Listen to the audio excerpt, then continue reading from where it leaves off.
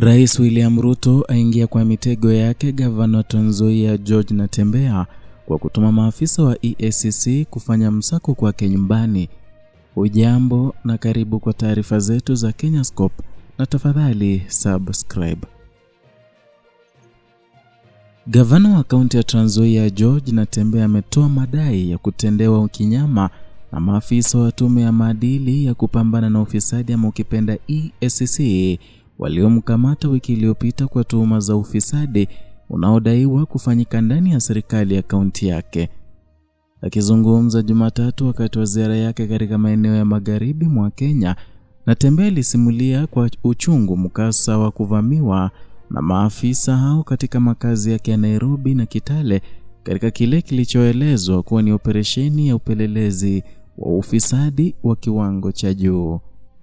Kwa mujibu wa gavana huyo, alikuwa jijini Nairobi kwa ajili ya kuhudhuria kikao cha magavana kuhusu mfuko wa maendeleo ya maeneo bunge ama ukipenda NGCDF, lakini kikao hicho kiliahirishwa. Akiwa katika moja ya nyumba zake za mjini humo akipewa mapumzikoni ama akiwa mapumzikoni ndipo aliposhtushwa na alfajiri kwa mlio wa kengele ya mlango, na alipochungulia kupitia dirisha alikuta kundi la wanaume waliodai kuwa ni maafisa wa EACC wakiwa na hati ya upekuzi.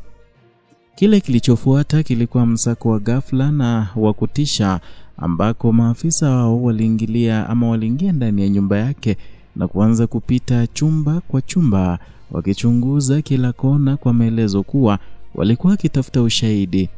Gavana huyo alidai kuwa hakupewa taarifa ya kinagaubaga kuhusu kile kilichokuwa kinatafutwa na kwamba hakuna kilichochukuliwa kutoka kwa makazi yake hayo kabla ya yeye kukamatwa. Na katika kile alichotaja kuwa ni udhalilishaji, Natembeya alitaja kuwa alikaa kufungwa pingu na kudai kuoneshwa hati halali ya kukamatwa kwake, lakini badala yake mmoja wa maafisa alimchukua kwa nguvu na kumpeleka hadi makao makuu ya EACC Integrity Center. Alidai kuwa alizuiliwa kwa zaidi ya saa 3 bila mawasiliano na mawakili wake. Gavana huyu ambaye ni aliyekuwa kamishna wa mkoa wa Bonde la Ufa aliongeza kuwa familia yake ilipitia masaibu makubwa, huku mke wake akilia kwa uchungu wakati nyumba yao ilipovamiwa na kuvunjwa vitu kwa nguvu. Alisema hajawahi kuwa na hoja yoyote ukaguzi dhidi yake tangu aanze kuhudumu serikalini. Kwa mujibu wa taarifa iliyotolewa na EACC, kukamatwa kwa Natembeya kulihusiana na tuhuma za